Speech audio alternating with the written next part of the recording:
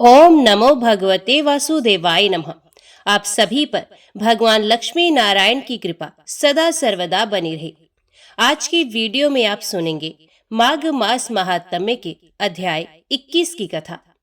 लोमश ऋषि कहने लगे कि जिस पिशाच को देवद्युति ने मुक्त किया वे पहले द्रविड़ नगर में चित्र नाम वाला राजा था। वे बड़ा शूरवीर, सत्यपरायण तथा पुरोहितों को आगे करके यज्ञ आदि करता था। दक्षिण दिशा में उसका राज्य था और उसके कोष धन से भरे हुए थे। उसके पास बहुत से हाथी, घोड़े और रथ थे और वह अत्यंत शोभा को प्राप्त होता था। बहुत सी स्त्रियों के साथ क्रीड़ा करता था और अनेक यज्ञ उसने किए थे। वह नित्य अतिथियों की पूजा करता था और शस्त्र विद्या में निपुण था। ब्रह्मा, विष्णु, महेश तथा सूर्य की पूजा सदैव किया करता था। वे जंगल में भी स्त्रियों से घिरा हुआ क्रीड़ा ही करता था। एक बार वे पाखंडियों के मंदिर में गया और वेदहीन भस्म लगाए महात्मा बने हुए पाखंडियों से उस राजा की बातचीत हुई। पाखंडियों ने कहा कि हे राजन, शैव धर्म की महिमा सुनो। इस धर्म के प्रभाव से मनुष्य पाप को काटकर मुक्त हो जाता है। सब वर्णों में शैव मत ही मुक्ति देने वाला है। शिव की आज्ञा के बिना दान, यज्ञ और तपो से कुछ नहीं बनता। शिव का सेवक होकर भस्म धारण करने, जटा रखने से ही मनुष्य मुक्त हो सकता है। जटा धारण करने तथा भस्म लेपन से ही मनुष्य शिव के समान हो जाता है। इसके बराबर कोई पुण्य नहीं है। जटा भस्म धारण किए हुए सभी योगी शिव के सदृश होते हैं। अंध, जड़, नपुंसक तथा मूर्ख सब जटा से ही पहचाने जाते हैं। शूद्र वर्ण के शैव भी पूजनीय है। विश्वामित्र क्षत्रिय होकर तप से ब्राह्मण हो गए। वाल्मीकि चोर होकर उत्तम ब्राह्मण हो गए। अतएव शिव पूजन में किसी बात का विचार नहीं है। तप से ही ब्रह्म तप प्राप्त होता है, जन्म से नहीं। इस कारण शैव का दर्शन उत्तम है तथा शिव के सिवाय दूसरे देवता का पूजन ना करे। शिव तपस्वी को विष्णु का त्याग करना चाहिए। विष्णु की मूर्ति का पूजन नहीं करना चाहिए। विष्णु के दर्शन से शिव का द्रोह उत्पन्न होता है और शिव के द्रोह से रौरव आदि नरक मिलते हैं। इसी से भवसागर से पार होने के लिए विष्णु का नाम भी नहीं लेना चाहिए। शिव भक्त निशंक होकर जो शिव से प्रेम करता है वे कैलाश में वास करता है, इसमें कुछ संदेह नहीं। इस धर्म का पालन करने वालों का कभी नाश नहीं होता। इस पाखंडी के ऐसे वचन सुनकर राजा ने मोह में आकर उनका धर्म ग्रहण कर लिया और वैदिक धर्म को त्याग दिया। वे श्रुति, स्मृति और ब्राह्मणों की निंदा करने लगा। उसने अपने घर के अग्निहोत्र को बुझा दिया और धर्म के कार्य बंद कर दिए। विष्णु की निंदा और वैष्णवों से द्वेष करने लगा और बोला, कहाँ है विष्णु? कहाँ देखा जाता है? कहाँ रहता है? किसने देखा है? और जो लोग नारायण का भजन करते थे उनको दुख देता था। पाखंडियों का मत ग्रहण कर राजा वेद, वैदिक धर्म, व्रत, दान और दानियों को नहीं मानता था। अन्याय से दंड देता। विकामी राजा सदा स्त्रियों के समूह से घिरा रहता और क्रोध से भरा रहता। गुरु तथा पुरोहितों के वचनों को नहीं मानता था। पाखंडियों पर विश्वास करता हुआ उनको गांव, हाथी, घोड़े और स्वर्ण आदि देता था। उनके सब कार्य करता, भस्म धारण करता और मस्तक पर जटा रखता था। और जो कोई विष्णु का नाम लेता उसको मृत्यु का दंड दिया जाएगा, ये ढिंडोरा उसने पिटवा दिया था। उसके भय से ब्राह्मणों तथा वैष्णवों ने उस देश को छोड़ दिया और दूसरे देशों में चले गए। सारे देशवासी केवल नदी के जल से जीते थे। जीविका से दुखी होकर वृक्ष आदि नहीं लगाते थे, ना ही खेती बाड़ी करते थे। प्रजा अन्न के अभाव से गला सड़ा अन्न भी खा लेती थी। आचार, विचार, अग्नि क्रिया सबको छोड़कर काल रूप की तरह वे राजा शासन करता था। कुछ काल के पश्चात उस राजा की मृत्यु हो गई और वैदिक रीति से उसकी क्रिया भी नहीं की गई। वे यमदूतों से अनेक प्रकार के दुख उठाता रहा। कहीं लोहे की कीलों पर से चलना पड़ा, कहीं जलते अंगारों पर चलना पड़ा जहां सूर्य अति तीव्र था और ना कोई छाया का वृक्ष था। कहीं लोहे के डंडों से पीटा गया, कहीं बड़े बड़े दांतों वाले भेड़ियों और कुत्तों से काटा गया। इस प्रकार दूसरे पापियों का हाहाकार सुनता हुआ ये राजा यमलोक में पहुंचा। लोमश जी कहने लगे कि वह राजा पहले तो तामिश्र नामी नरक में गया, फिर अंध तामिश्र नरक में जहां पर अति दुखों को प्राप्त हुआ, फिर महारौरव, फिर कालसूत्र नामी महानरक में गया, फिर मूर्छा को प्राप्त हो गया। मूर्छा से चेतना आने पर तापन और संप्रतापन नाम के नरक में गया। अनेकों दुखों को भोगता हुआ वे प्रताप नाम के नरक में गया। तब काकोल, कुड़पल, पूर्व मृत्तिका, लोह शंकु, मृजीप आदि नरकों में होता हुआ 80 पत्र वन में पहुंचाया गया। फिर लोह धारक आदि नरकों में गिराया गया। भगवान विष्णु के साथ द्वेष करने के कारण वे 21 युग तक भयंकर नरकों की यातना भोगता हुआ नरक से निकलकर हिमालय पर्वत पर बड़ा भारी पिशाच हुआ। उस वन में वे भूखा और प्यासा फिरता रहा। उसको मेरू पर्वत पर भी कहीं खाने को ना तो भोजन मिला और ना ही पीने को जल। होतव्यता के कारण वे पिशाच घूमता हुआ एक समय पलूत प्रस्त्रवण नाम के वन में जा निकला। बहेड़े के वृक्ष के नीचे वे दुखी होकर हाय मैं मरा, हाय मैं मरा ऐसे शब्द जोर जोर से पुकारने लगा और कहने लगा, भूख से दुखी मेरे इस जन्म का कब अंत होगा? इस पाप रूपी समुद्र में डूबते हुए मुझको कौन सहारा देगा? लोमश जी कहने लगे कि इस प्रकार वेद पाठ करते हुए देवदूती ने उसके दुख भरे वचनों को सुना और वहां पर एक पिशाच को देखा, जिसकी लाल डरावनी आंखें, दुर्बल शरीर, काले काले ऊपर खड़े बाल, विकराल चेहरा, काला शरीर, लंबी सी जीभ बाहर निकली हुई, लंबे होंठ, लंबी जांघें, लंबे लंबे पैर, सूखा हुआ चेहरा, आंखों में पड़े गड्ढे वाले पिशाच को देखकर देवदूती ने उससे पूछा कि तुम कौन हो और ऐसी करुणा से क्यों रोते हो? तुम्हारी ये दशा कैसे हुई और तुम्हारा मैं क्या उपकार करूं? मेरे आश्रम पर आ जाने से कोई प्राणी दुखी नहीं रहता और वैष्णव लोग आनंद ही करते हैं। सो हे भद्र, तुम अपने इस दुख का कारण जल्दी कहो, क्योंकि विद्वान मनोरथ पाने के लिए विलंब नहीं किया करते। ऐसे वचन सुनकर प्रेत रोना बंद करके विनीत भाव से कहने लगा कि हे द्विज, किसी बड़े पुण्य में मुझको आपके दर्शन हुए हैं। बिना पुण्य के साधुओं की संगति नहीं होती। और फिर उसने पहले जन्म का वृत्तांत कहा कि भगवान विष्णु के द्वेष के कारण मेरी ये दशा हुई है। जिस हरि का नाम यदि अंत समय में मनुष्य के मुख से निकल जाए तो मनुष्य विष्णु पद को प्राप्त होता है। जो सबका पालन करता है उसी से मैंने द्वेष किया।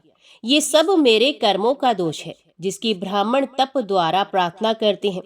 ब्रह्मादि देवता, सनकादिक ऋषि जिसको मुक्ति के लिए पूजते हैं, जो आदि मध्य व अंत में विश्व का विधाता और सनातन है, जिसका आदि मध्य और अंत नहीं है, उस भगवान के साथ मैंने द्वेष किया।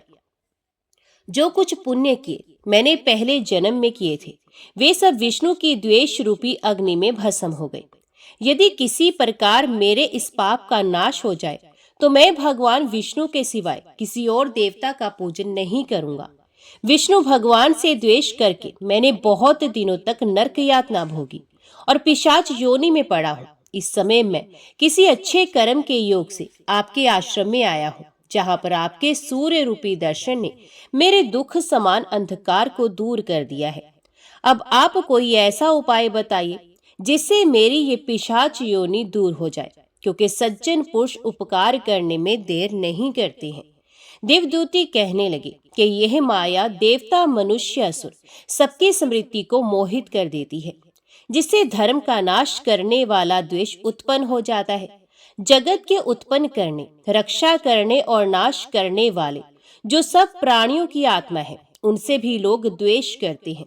जिनके अर्पण करने से सभी कर्म सफल होते हैं, उनकी भक्ति से मुख मोड़ने वाले मूर्ख कौन सी गति को प्राप्त नहीं होते। चारों वर्णों का वेदोक्त हरि का भजन करना ही उत्तम है, अन्यथा कुमार्ग में चलने वाले मनुष्य नरक के गामी होते हैं। इसी कारण वेद विरुद्ध कर्मों को त्यागना चाहिए। अपनी बुद्धि से बचे हुए धर्म के मार्ग पर चलने से मनुष्य परलोक के पथ का भी नाश करते हैं। वह वेद, देवता और ब्राह्मणों की निंदा करते हैं। झूठे मन कल्पित शास्त्रों को मानने वाले नरक में जाते हैं। देवादिदेव विष्णु से विमुख होने वाले नरक में जाते हैं, जैसे द्रविड़ देश का राजा नरक में गया। इस कारण इनकी निंदा नहीं करनी चाहिए। और वेद में ना कही गई क्रिया को भी नहीं करना चाहिए। लोमस जी कहने लगे कि ऐसा कहने पर मुनि ने पिशाच को सुमार्ग बताया और माघ मास में तुम प्रयाग में जाकर स्नान करो, उससे तुम्हारी वे पिशाच योनि समाप्त हो जाएगी। माघ मास में प्रयाग में स्नान करने से मनुष्य पहले जन्म के सब पापों से मुक्त हो जाता है। वहां पर स्नान करने से मुक्ति प्राप्त होती है। इससे बढ़कर और कोई प्रायश्चित नहीं। संसार में यह मोक्ष और स्वर्ग का खुला हुआ द्वार है। गंगा और यमुना का संगम त्रिवेणी संसार में सबसे उत्तम तीर्थ है। पाप रूपी बंधन को काटने के लिए ये कुल्हाड़ी है। कहाँ तो विष्णु, सूर्य, तेज, गंगा, यमुना का संगम, और कहाँ ये तुच्छ पाप रूपी तृण की आहुति। जैसे घने अंधकार को दूर करने वाला शरद का चंद्रमा चमकता है, उसी तरह संगम के स्नान से मनुष्य पवित्र हो जाता है। मैं तुमसे गंगा यमुना के संगम का वर्णन नहीं कर सकता, जिसके जल की एक बूंद के स्पर्श से केरल देश का ब्राह्मण मुक्त हो गया। ऋषि के ऐसे वचन सुनकर प्रेत के मन में शांति उत्पन्न हो गई, मानो सब दुखों से छूट गया हो। प्रसन्नता से उसने विनय पूर्वक ऋषि से पूछा। ऋषि से क्या पूछा, इसका वर्णन अगले अध्याय में किया जाएगा। ओम नमो भगवते वासुदेवाय नमः। श्री महादेव जी कहते हैं, हे पार्वती, सबके हृदय में निवास करने वाले परमात्मा श्री कृष्ण की लीलाएं मनुष्य को मनोवांछित फल देने वाली हैं। मैं उनका वर्णन करता हूँ, सुनो। यदुवंश में वसुदेव नामक श्रेष्ठ पुरुष उत्पन्न हुए, जो देव मीड़ के पुत्र और सब धर्मज्ञों में श्रेष्ठ थे। उन्होंने मथुरा में उग्रसेन की पुत्री देवकी से विधि पूर्वक विवाह किया, जो देवांगनाओं के समान सुंदरी थी। उग्रसेन के एक कंस नामक पुत्र था, जो महाबलवान और शूरवीर था। जब वर और वधु रथ पर बैठकर विदा होने लगे, उस समय कंस स्नेहवश सारथी बनकर उनका रथ हाँकने लगा। इसी समय गंभीर स्वर में आकाशवाणी सुनाई पड़ी, कंस, इस देवकी का 8वां बालक तुम्हारे प्राण लेगा। ये सुनकर कंस अपनी बहन को मार डालने के लिए तैयार हो गया। उसे क्रोध में भरा देख बुद्धिमान वसुदेव जी ने कहा, राजन, ये तुम्हारी बहन है, तुम्हें धर्मज्ञ इसका वध नहीं करना चाहिए। इसके गर्भ से जो बालक उत्पन्न हो, उन्हीं को मार डालना। अच्छा, ऐसा ही हो। यो कहकर कंस ने वसुदेव और देवकी को अपने सुंदर महल में ही रोक लिया और उनके लिए सब प्रकार के सुख भोग की व्यवस्था कर दी। पार्वती इसी बीच में समस्त लोगों को धारण करने वाली पृथ्वी भारी भार से पीड़ित होकर सहसा ही लोकनाथ ब्रह्मा जी के पास गई और गंभीर वाणी में बोली, प्रभु, अब मुझ में इन लोगों को धारण करने की शक्ति नहीं रही है। मेरे ऊपर पाप कर्म करने वाले राक्षस निवास करते हैं। वे बड़े बलवान हैं, अतः संपूर्ण जगत के धर्मों का विध्वंस करते हैं। पाप से मोहित हुए समस्त मानव इस समय अधर्म परायण हो रहे हैं। इस संसार में अब थोड़ा सा भी धर्म कहीं दिखाई नहीं देता। देव, मैं सत्य शोच युक्त धर्म के ही बल से टिकी हुई थी, अतः अधर्म परायण विश्व को धारण करने में मैं असमर्थ हो रही हूँ। यो कहकर पृथ्वी वहीं अंतर ध्यान हो गई। तदंतर ब्रह्मा और शिव आदि समस्त देवता तथा महातपस्वी मुनि क्षीर सागर के उत्तर तट पर जगदीश्वर श्री विष्णु के पास गए और नाना प्रकार के स्तोत्रों द्वारा उनकी स्तुति करने लगे। इससे प्रसन्न होकर भगवान ने समस्त देवताओं और मुनिवरों से कहा, देवगण, तुम सब लोग यहाँ किस लिए आए हो? तब पितामह ब्रह्मा जी ने देवाधिदेव जनार्दन जी से कहा, देवदेव जगन्नाथ, पृथ्वी भारी भार से पीड़ित है। इस समय संसार में बहुत से दुर्धर्ष राक्षस उत्पन्न हो गए हैं। जरासंध, कंस, प्रलंब और धेनु आदि दुरात्मा सब लोगों को सता रहे हैं। अतः आप इस पृथ्वी का भार उतारने की कृपा करें। ब्रह्मा जी के ऐसा कहने पर संपूर्ण जगत का पालन करने वाले अविनाशी भगवान ऋषिकेश ने कहा, देवताओं, मैं मनुष्य लोक के भीतर यदु कुल में अवतार लेकर पृथ्वी का भार हटाऊंगा। ये सुनकर सब देवता भगवान जनार्दन को नमस्कार करके अपने अपने लोक में जाकर उन परमेश्वर का ही चिंतन करने लगे। तत्पश्चात परमेश्वर श्री हरि ने भगवती माया से कहा, देवी, रसातल से हिरण्याक्ष के 6 पुत्रों को ले आओ और क्रमश वसुदेव पत्नी देवकी के गर्भ में स्थापित करो। 7वां गर्भ अनंत शेषनाग का अंश होगा, उसे भी खींचकर तुम देवकी की सौत रोहिणी के उदर में स्थापित कर देना। तदंतर देवकी के 8वें गर्भ में मेरा अंश प्रकट होगा। तुम नंदगोप की पत्नी यशोदा के गर्भ से उत्पन्न होना।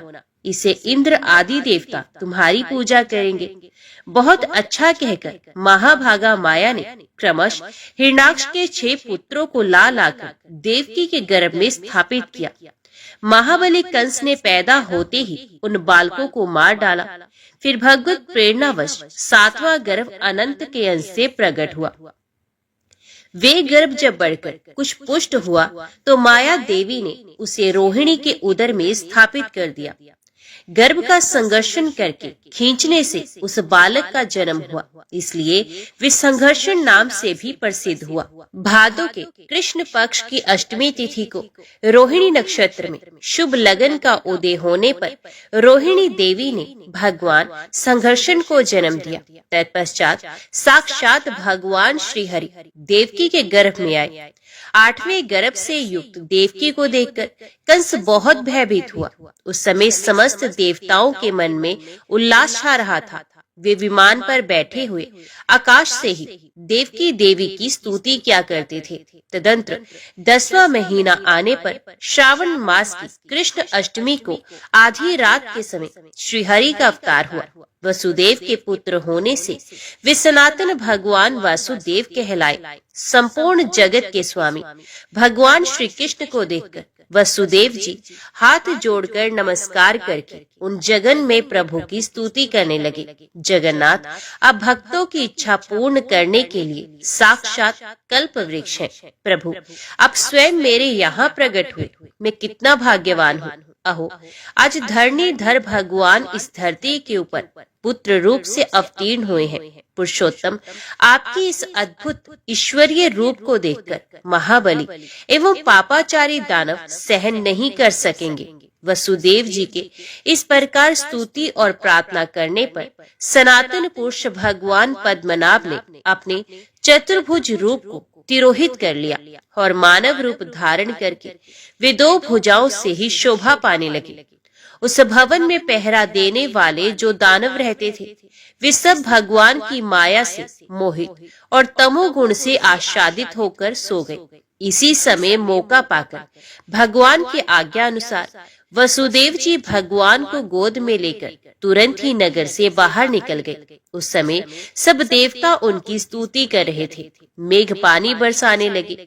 ये देख महाबली नागराज शेष भक्तिवश अपने हजारों फनों से भगवान के ऊपर छाया करके पीछे पीछे चलने लगे। उनके चरणों का स्पर्श होते ही नगर द्वार के किवाड़ खुल गए। वहां के रक्षक नींद में बेसुध थे। तीव्र प्रवाह से बहने वाली भरी हुई यमुना भी महात्मा वसुदेव जी के प्रवेश करने पर घट गई। उसमें घुटने तक ही जल रह गया। यमुना के पार हो वसुदेव जी ने उसके तट पर ही स्थित ब्रज में प्रवेश किया। उधर नंदगोप की पत्नी के गर्भ से गायों के ब्रज में ही एक कन्या उत्पन्न हुई, किंतु यशोदा माया से मोहित एवं तमोगुण से आच्छादित हो गाढ़ी नींद में सो रही थी। वसुदेव जी ने उनकी शैया पर भगवान को सुला दिया और उनकी कन्या को लेकर वे मथुरा में चले गए। वहां पत्नी के हाथ में कन्या को देखकर वे निश्चिंत हो गए। देवकी की छैया पर जाते ही वे कन्या बाल भाव से रोने लगी। बालक की आवाज सुनकर पहरेदार जाग उठे। उन्होंने कंस को देवकी के प्रसव होने का समाचार दिया। कंस तुरंत ही आ पहुंचा और बालिका को लेकर उसने एक पत्थर पर पटक दिया, किंतु वे कन्या उसके हाथ से छूटते ही तुरंत ही आकाश में जाकर खड़ी हो गई। वे कंस के सर में लात मारकर ऊपर गई और 8 भुजा वाली देवी के रूप में दर्शन देकर उससे बोली, ओ मूर्ख, मुझे पत्थर पर पटकने से क्या हुआ?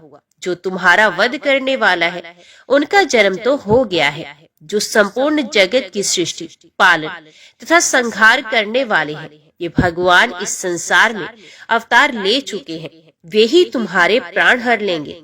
इतना कहकर देवी ने सहसा अपने तेज से संपूर्ण आकाश को आलोकमय कर दिया और वे देवताओं तथा गंधर्वों के मुख से अपनी स्तुति सुनती हुई हिमालय पर्वत पर चली गई।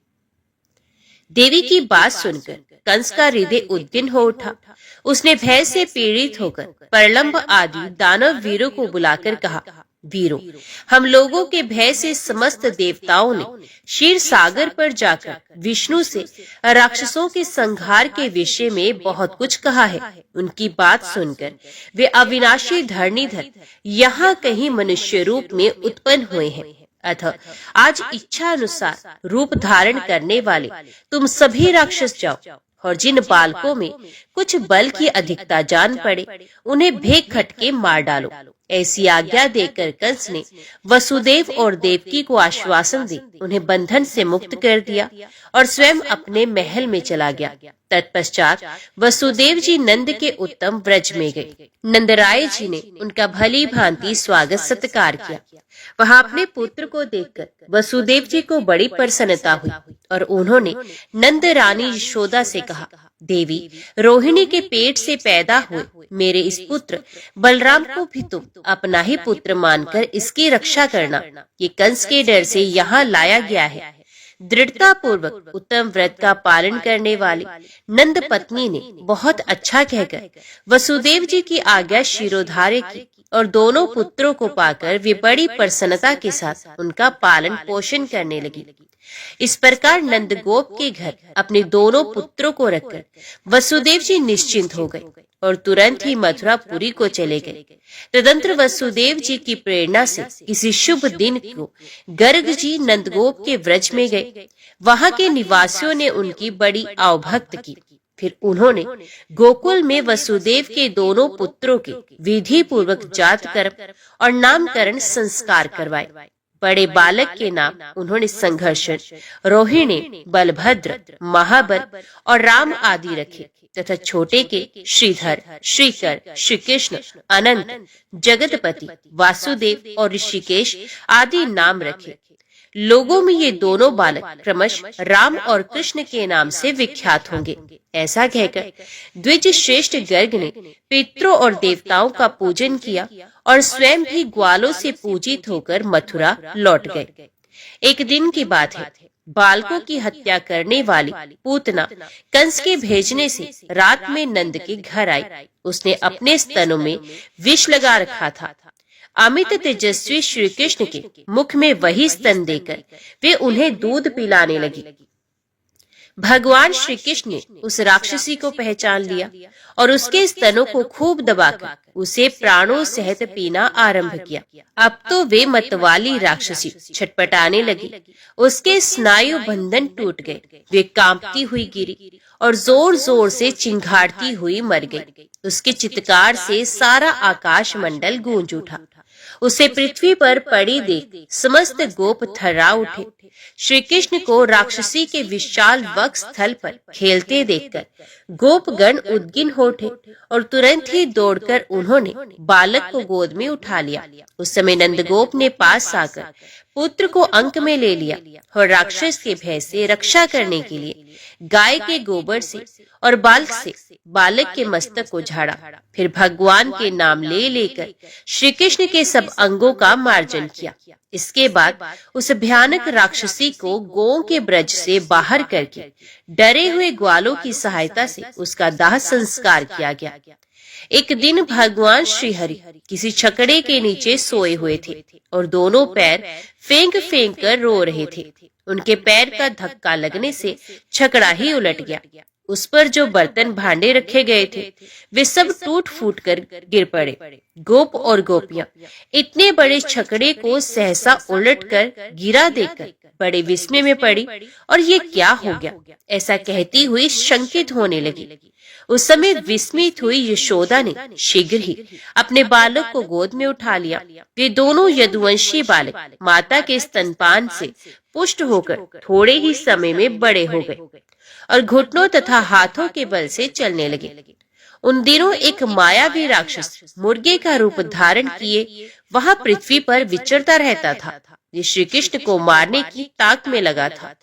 भगवान श्री कृष्ण ने उसे पहचान लिया और एक ही तमाचे में उसका काम तमाम कर दिया। मार पड़ने पर वे पृथ्वी पर गिरा और मारा गया। मरते समय उसने अपने राक्षस स्वरूप को ही धारण किया था। तदंतर भगवान श्री कृष्ण समूचे व्रज में विचरने लगे। वे गोपियों के यहाँ से माखन चुरा लिया करते थे। इससे यशोदा को बड़ा क्रोध हुआ। उन्होंने श्री कृष्ण की कमर में रस्सी लपेटकर उन्हें उखल में बांध दिया और स्वयं गोरस बेचने चली गई। समस्त पृथ्वी को धारण करने वाले श्री कृष्ण उखल में बंधे ही बंधे उसे खींचते हुए दो अर्जुन वृक्षों के बीच से निकले। गोविंद ने उखल के धक्के से ही उन दोनों वृक्षों को गिरा दिया। उनके तने टूट गए और वे बड़े जोर से तड़तड़ शब्द करते हुए पृथ्वी पर गिर पड़े। उनके गिरने की भारी आवाज से बड़े बूढ़े गोप वहां पहुंचे। ये घटना देखकर उन्हें बड़ा आश्चर्य हुआ। यशोदा जी बहुत डर गई और श्री कृष्ण के बंधन खोलकर आश्रय मगन हो उन महात्मा को अपने स्तनों का दूध पिलाने लगी। माता ने जगदीश्वर श्री कृष्ण के उदर को दाम अर्थात रस्सी से बांध दिया था। अतः सभी महापुरुषों ने उनका नाम दामोदर रख दिया। वे दोनों यमला अर्जुन वृक्ष भगवान के पार्षद हो गए। तब नंद आदि वृद्ध गोप वहां बड़े बड़े उत्पात होते जानकर दूसरे स्थान को चले गए। विशाल वृंदावन में यमुना के मनोहर तट पर उन्होंने स्थान बनाया। वे परदेश गो और गोपियों के लिए बड़ा ही रमणीय था। महाबली राम और श्री कृष्ण वहीं रहकर बढ़ने लगे। अब वे बछड़े के चरवाहों को साथ लेकर सदा बछड़े चराने लगे। बछड़ों के बीच में श्री कृष्ण को देखकर बक नामक महान असुर वहां आया और बगले का रूप धारण कर उन्हें मारने का उद्योग करने लगा। उसे देखकर भगवान वासुदेव ने भी खिलवाड़ में ही एक ढेला उठा लिया और उसके पंखों में दे मारा। ढेला लगते ही वे महान असुर प्राणहीन होकर पृथ्वी पर गिर पड़ा।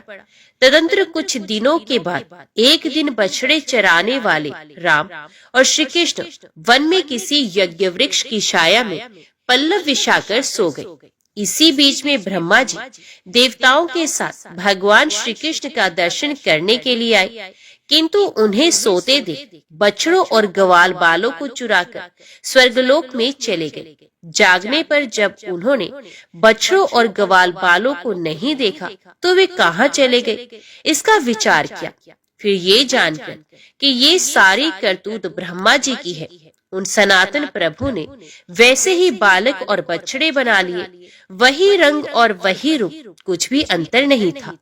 शाम को जब वे लौटकर व्रज में गए तो गौ और माताओं ने अपने अपने बच्चों और बालकों को पाकर उनके साथ पूर्ववत ही बर्ताव किया। इस प्रकार 1 वर्ष का समय व्यतीत हो गया। तब प्रजापति उन बच्चों और बालकों को उन्हें ले जाकर भगवान को समर्पित कर दिया और हाथ जोड़कर विनीत भाव से प्रणाम करके भयभीत होकर कहने लगे, नाथ, मैंने इन बच्चों का अपहरण करके आपका महान अपराध किया है। शरणागत वत्सल, मैं आपकी शरण में आया हूँ। मेरे इस अपराध को आप क्षमा कीजिए। यूं कहकर उन्हें श्री हरि के चरणों में बारंबार प्रणाम किया और बछड़ों को उन्हें सौंपकर उन्हें अपने लोक में चले गए। महातपस्वी ब्रह्मा जी भगवान के उस बाल रूप को हृदय में धारण करके देवताओं को साथ ले बड़ी प्रसन्नता के साथ पधारे। इसके बाद श्री कृष्ण बछड़ों के साथ नंद के गोकुल में चले गए। इसके कुछ दिनों के पश्चात यदु श्रेष्ठ श्री कृष्ण ग्वालों को साथ लेकर यमुना के कुंड में गए। वहां बड़ा विशेला और बलवान नागराज कालिया रहता था। उसके 1000 फन थे, किंतु भगवान ने अपने एक ही पैर से उसके हजारों फनों को कुचल डाला और जब वे प्राण संकट में पड़ गया तो होश में आने पर उसने भगवान की शरण ली। उसका सारा विष तो निकल ही गया था। शरण में आने पर भगवान ने उसकी रक्षा भी की।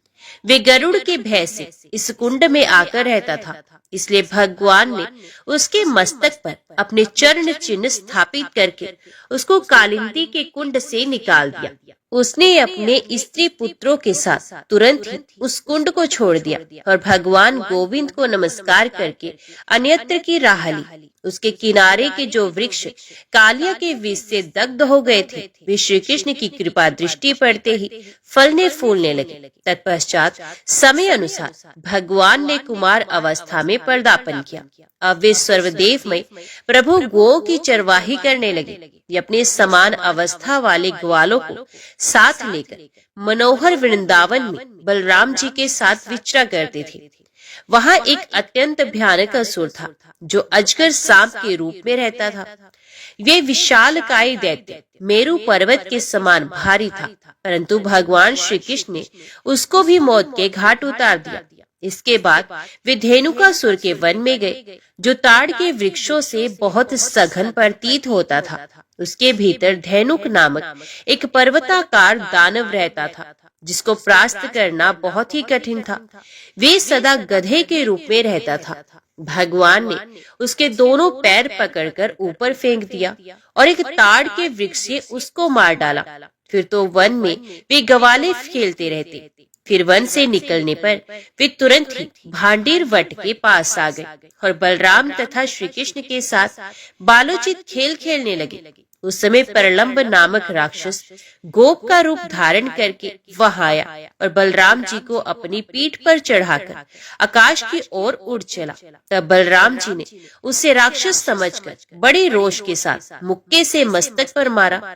उस प्रहार से राक्षस का शरीर तिलमिला उठा और वे अपने वास्तविक रूप में आकर बड़े भयंकर स्वर में चित्कार करने लगा। उसका मस्तक और शरीर फट गया और वे खून से लथपथ होकर पृथ्वी पर गिरकर मारा गया। इसके बाद एक दिन संध्या काल में अरिष्ट नामक दैत्य बैल का आकार धारण किए व्रज में आया और श्री कृष्ण को मारने के लिए बड़े जोर जोर से गर्जना करने लगा। उसे देख समस्त गोप भय से पीड़ित हो इधर उधर भाग गए। श्री कृष्ण ने उस भयंकर दैत्य को आया देख एक ताड़ का वृक्ष उखाड़ लिया और उसके दोनों सिंगों के बीच दे मारा। उसके सिंग टूट गए और मस्तक फट गया। वे रक्त वमन करता हुआ बड़े वेग से गिरा और जोर जोर से चित्कार करके मारा गया। इस तरह उस महाकाय दैत्य को मारकर भगवान ने ग्वाल बालों को बुलाया और फिर सब लोग वहीं निवास करने लगे। तदंतर कुछ दिनों के बाद केशी नामक महान असुर घोड़े का रूप धारण किए व्रज में आया। वे भी श्री कृष्ण को मारने के ही उद्देश्य से चला था। गो के रमणीय व्रज में वहां पहुंचकर वे जोर जोर से हिनहिनाने लगा। उसके आवाज तीनों लोकों में गूंज उठी। देवता भयभीत हो गए। उन्हें प्रलय काल का सा संदेह होने लगा। ब्रज के रहने वाले समस्त गोप अचेत हो गए। गोपियां भी व्याकुल हो गई। फिर होश में आने पर सब लोग चारों ओर भाग चले। गोपियां भगवान श्री कृष्ण की शरण में गई और बचाओ बचाओ की रट लगाने लगी। भक्तवत्सल भगवान ने आश्वासन देते हुए कहा, डरो मत, डरो मत। फिर उन्होंने तुरंत ही उस दैत्य के मस्तक पर एक मुक्का जड़ दिया। मार पड़ते ही दैत्य के सारे दांत गिर गए और आंखें बाहर निकल आई। ये बड़े जोर जोर से चिल्लाने लगा। केशी सहसा पृथ्वी पर गिरा और उसके प्राण पखेरु उड़ गए। केशी को मारा गया देख आकाश में खड़े हुए देवता साधु साधु कहने और फूलों की वर्षा करने लगे। इस प्रकार शैशव काल में श्री हरि ने बड़े बड़े बल अभिमानी दैत्यों का वध किया। वे बलराम जी के साथ व्रज में सदा प्रसन्न रहते थे। उन दिनों वृंदावन की रमणीयता बहुत बढ़ गई थी। फलों और फूलों के कारण उसकी बड़ी शोभा होती थी। भगवान श्री कृष्ण वहां मुरली की मधुर तान छेड़ते हुए निवास करते थे। एक समय शरत काल आने पर नंद आदि गोपों ने इंद्र की पूजा का महान उत्सव आरंभ किया, किंतु भगवान गोविंद ने इंद्र यज्ञ के उत्सव को बंद करके गिरिराज गोवर्धन के पूजन का उत्सव कराया। इससे इंद्र को बड़ा क्रोध हुआ। उन्होंने नंद गोप के व्रज में लगातार 7 रातों तक बड़ी भारी वर्षा की। तब भगवान जनार्दन ने गिरिराज गोवर्धन को उखाड़ लिया और गोप गोपियां तथा गौ की रक्षा के लिए उसे अनायास ही क्षत्र की भांति धारण कर लिया। पर्वत की छाया के नीचे आकर गोप और गोपियां बड़े सुख से रहने लगी, मानो वे किसी महल के भीतर बैठी हों। ये देख सहस्त्र नेत्रों वाले इंद्र को बड़ा भय हुआ। उन्होंने बड़ी घबराहट के साथ उस वर्षा को बंद कराया और स्वयं वे नंद के व्रज में गए। वर्षा बंद होने पर भगवान श्री कृष्ण ने उस महापर्वत को पहले की भांति यथास्थान पर रख दिया। नंद आदि बड़े बूढ़े गोप गोविंद की सराहना करते हुए बहुत विस्मित हुए। इतने में ही इंद्र ने आकर भगवान मधुसूदन को प्रणाम किया और हाथ जोड़कर हर्ष गदगद वाणी में उनकी स्तुति की। स्तुति के पश्चात सब देवताओं के स्वामी इंद्र ने अमृत में जल से भगवान गोविंद का अभिषेक किया और दिव्य वस्त्र तथा दिव्य आभूषणों से उनकी पूजा की। इसके बाद वे स्वर्गलोक में गए। उस समय बड़े बूढ़े गोपों और गोपियों ने भी इंद्र का दर्शन किया तथा इंद्र से सम्मानित होने पर उन्हें बड़ी प्रसन्नता हुई। इस प्रकार महाप्रकरण में बलराम और श्री कृष्ण नंद के रमणीय व्रज में रहकर गौ और बछड़ों का पालन करने लगे। एक दिन मुनि श्रेष्ठ नारद जी मथुरा में कंस के पास गए। राजा कंस ने उनका यथावत सत्कार किया और उन्हें सुंदर आसन पर बिठाया। नारद जी ने कंस से भगवान विष्णु की सारी चेष्टाएं कही। देवताओं का उद्योग करना, भगवान केशव का अवतार लेना, वसुदेव का अपने पुत्र को व्रज में रखकर आना, राक्षसों का मारा जाना, नागराज कालिया का यमुना के कुंड से बाहर निकल जाना, गोवर्धन धारण करना और इंद्र का भगवान से मिलना आदि सभी मुख्य मुख्य घटनाओं को उन्होंने कंस से निवेदन किया। ये सब सुनकर राक्षस कंस ने नारद जी का बड़ा आदर किया। उसके बाद वे ब्रह्मलोक में चले गए। इधर कंस के मन में बड़ा उद्वेग हुआ। वे मंत्रियों के साथ बैठकर मृत्यु से बचने के विषय में परामर्श करने लगा। उसके मंत्रियों में अक्रूर सबसे अधिक बुद्धिमान और धर्म अनुरागी थे। महाबली दानवराज कंस ने अक्रूर को आज्ञा दी और कहा, यदुश्रेष्ठ, इंद्र आदि संपूर्ण देवता मेरे भय से पीड़ित हो श्री विष्णु की शरण में गए थे।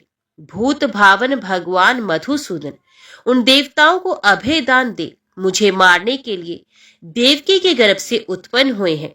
वसुदेव ही ऐसा दुष्ट आत्मा है कि मुझे धोखा देकर रात में वे अपने पुत्र को दुरात्मा नंद के घर में रखाया। वे बालक बचपन से ही ऐसा दुर्दर्श है कि बड़े बड़े असुर उसके हाथों से मारे गए। यदि ऐसी ही उसकी प्रगति रही तो एक दिन वे मुझे भी मारने के लिए तैयार हो जाएगा। इसमें संदेह नहीं कि व्रज में उसे इंद्र आदि देवता तथा समस्त असुर भी नहीं मार सकते। अतः मुझे उसको यहाँ बुलवाकर किसी विशेष उपाय से ही मारना चाहिए।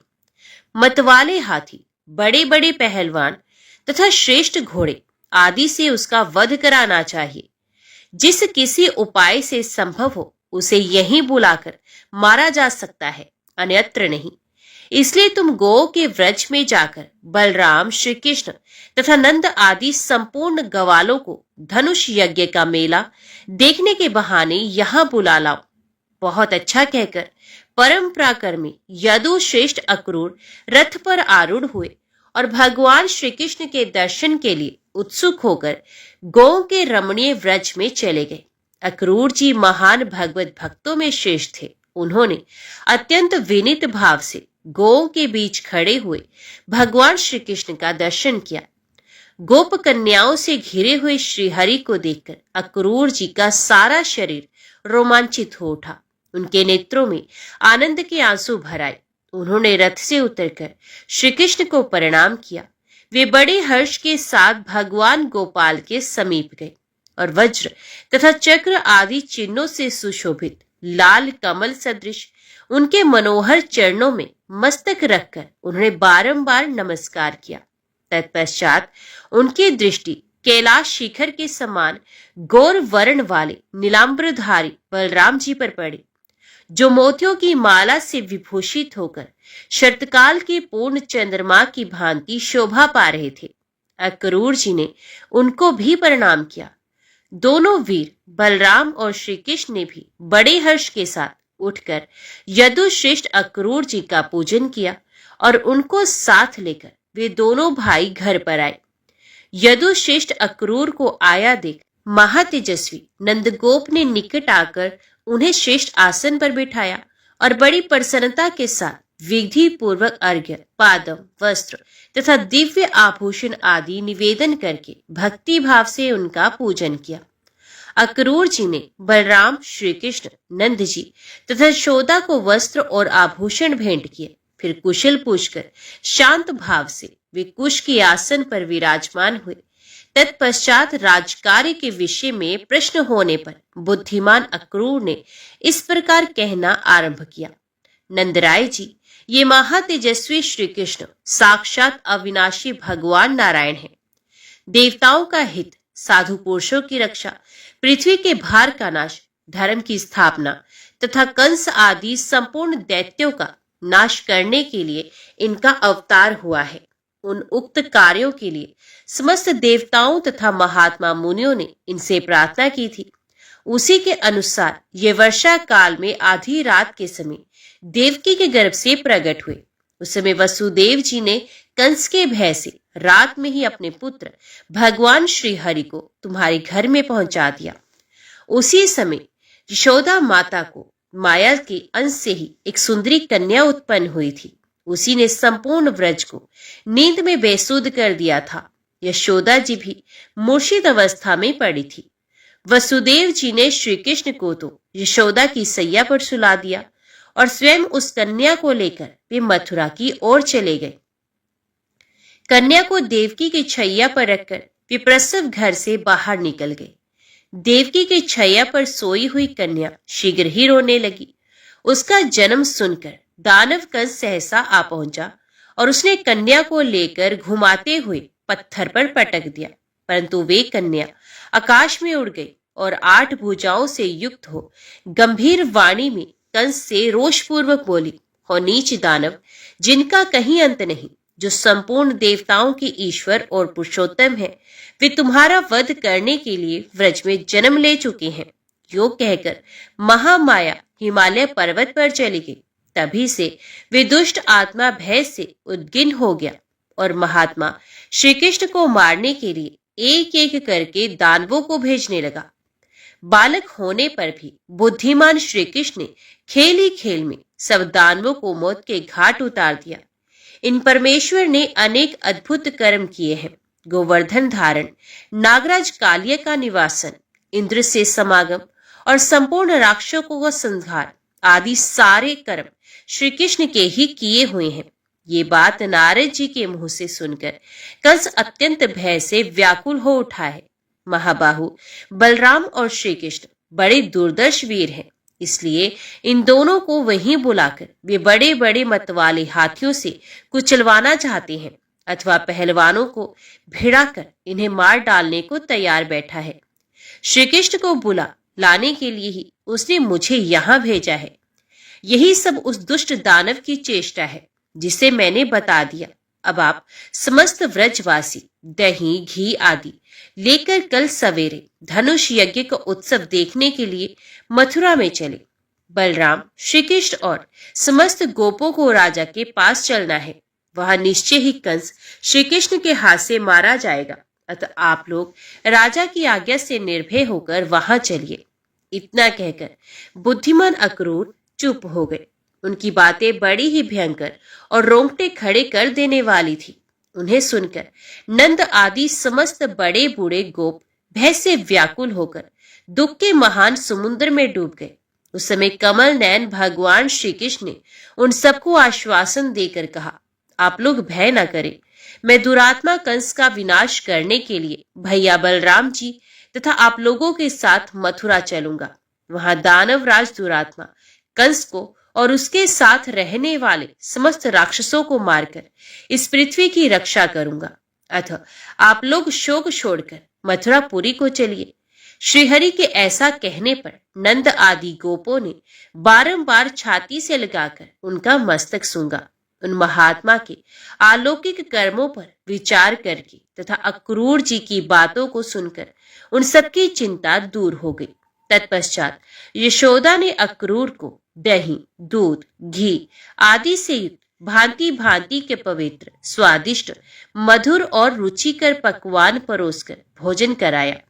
उनके साथ बलराम, श्री कृष्ण, नंद आदि श्रेष्ठ गोप, अनेकों सुहृद, बालक और वृद्ध भी थे। यशोदा जी के दिए हुए रुचिवर्धक उत्तम अन्न को यादव श्रेष्ठ अक्रूर जी ने बड़े प्रेम से खाया।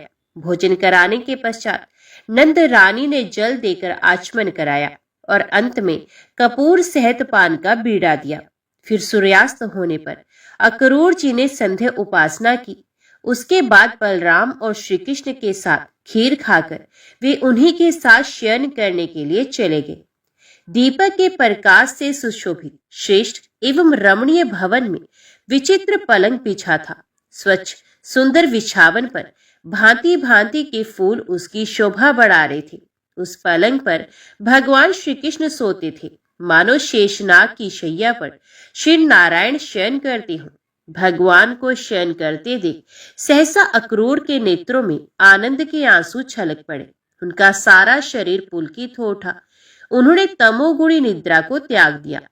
वे भगवत भक्तों में श्रेष्ठ तो थे ही, अपने परम कल्याण का विचार करके भगवान के चरण दबाने लगे।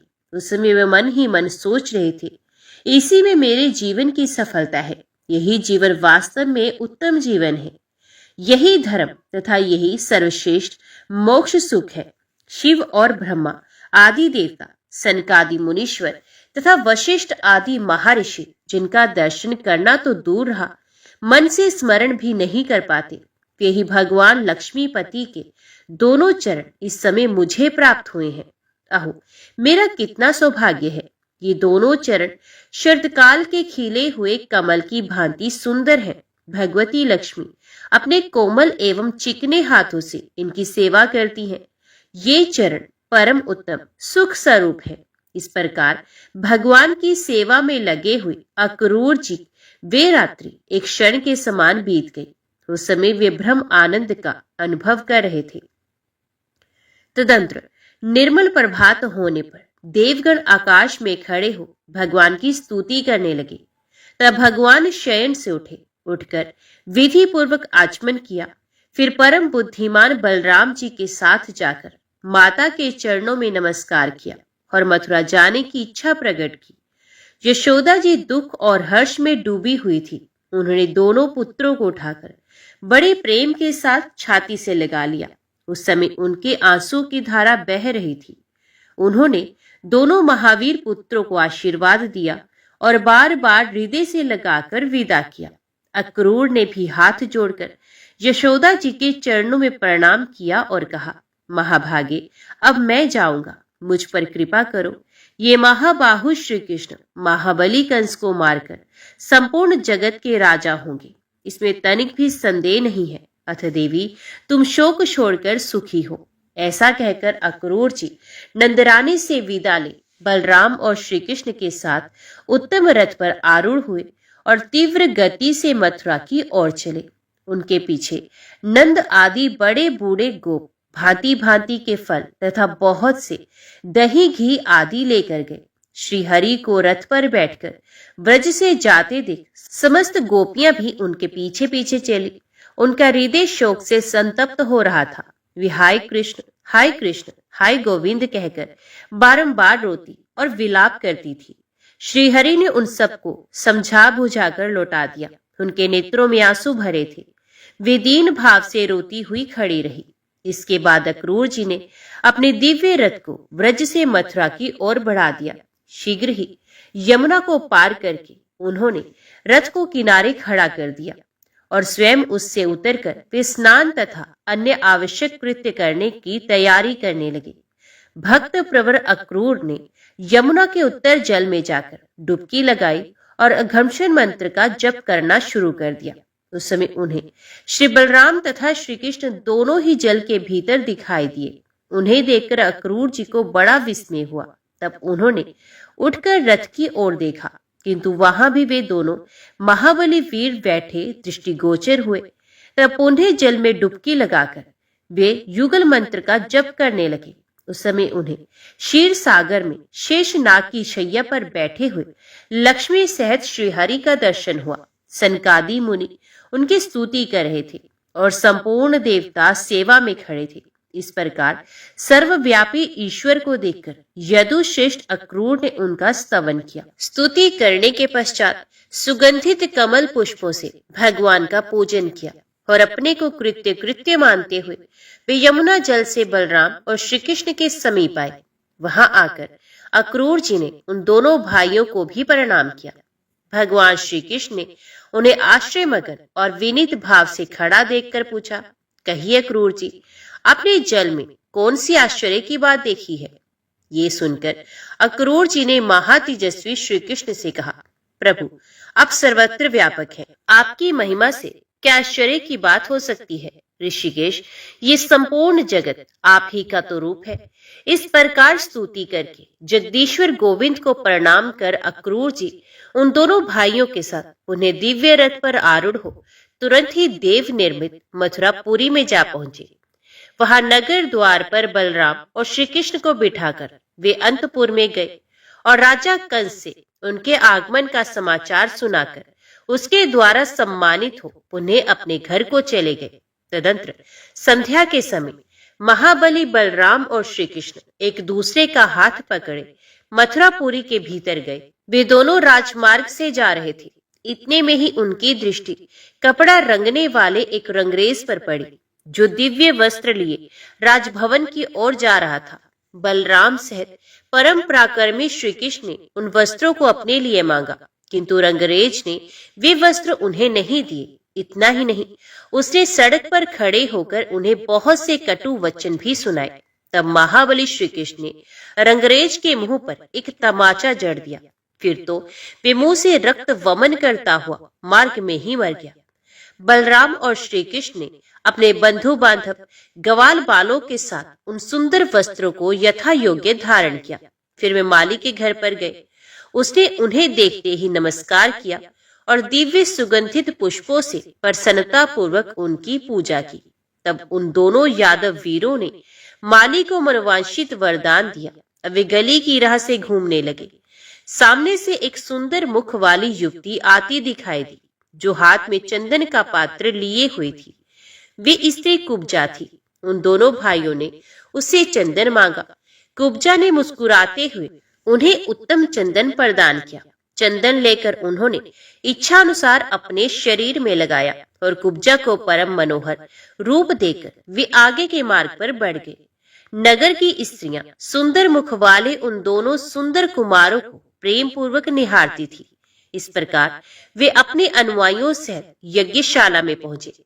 वहां दिव्य धनुष रखा था, उसकी पूजा की गई थी। भगवान मधुसूदन ने देखते ही उस धनुष को उठा लिया और खेल ही खेल में उसे तोड़ डाला। धनुष टूटने की आवाज सुनकर कंस अत्यंत व्याकुल हो उठा और उसने चाणूर आदि मुख्य मुख्य मल्लों को बुलाकर मंत्रियों की सलाह ली। चाणूर से कहा, देखो, सब दैत्यों का विनाश करने वाले बलराम और श्री कृष्ण आ पहुंचे हैं। कल सवेरे मल्ल युद्ध करके इन दोनों को बेखटके मार डालो। इन दोनों को अपने बल पर बड़ा घमंड है।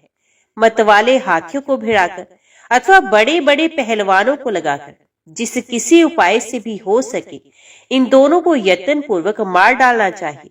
इस प्रकार आदेश देकर राजा कंस भाई और मंत्रियों के साथ शीघ्र ही सुंदर राजभवन की छत पर चढ़ गया। नीचे रहने में उसे भय लग रहा था।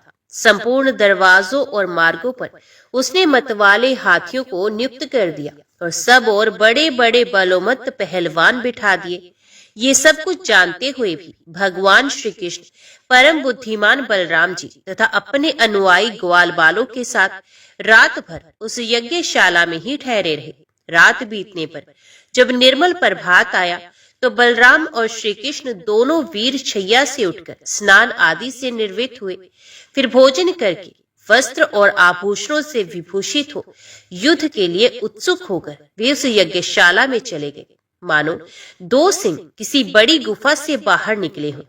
राजमहल के दरवाजे पर कुवल यापिड़ हाथी खड़ा था जो हिमालय पर्वत के शिखर साथ जान पड़ता था। वही कंस की विजय अभिलाषा को बढ़ाने वाला था। उसने ऐरावत के भी दांत खट्टे कर दिए थे। उस महाकाय और मतवाले गजराज को देखकर भगवान श्री कृष्ण सिंह की भांति उछल पड़े और अपने हाथ से उसकी सूंड पकड़कर वे लीला पूर्वक उसे घुमाने लगे। घुमाते घुमाते भगवान धरणीधर ने उसे धरती पर पटक दिया। हाथी का सारा अंग चूर चूर हो गया और वे डरावनी आवाज में चिघाड़ता हुआ मारा गया। इस प्रकार हाथी को मारकर बलराम और श्री कृष्ण ने उसके दोनों दांत उखाड़ लिए और पहलवानों से युद्ध करने के लिए रंगभूमि में जा पहुंचे। वहां जितने दानव थे वे सब गोविंद का पराक्रम देख भयभीत होकर भाग खड़े हुए।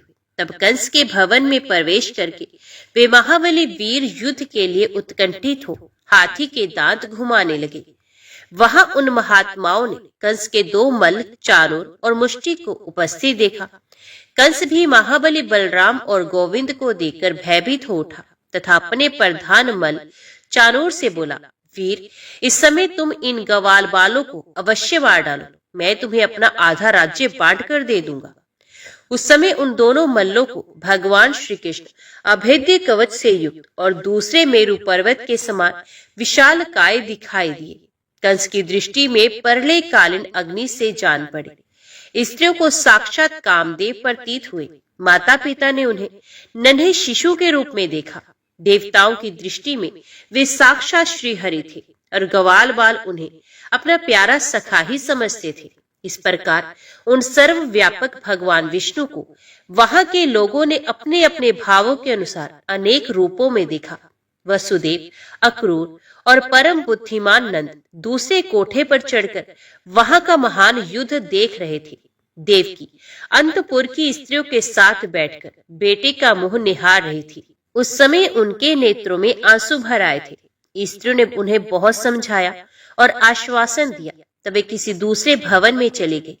तदंतर विमान पर बैठे हुए देवता आकाश में जय जयकार करते हुए कमल नयन भगवान अच्युत की स्तुति करने लगे।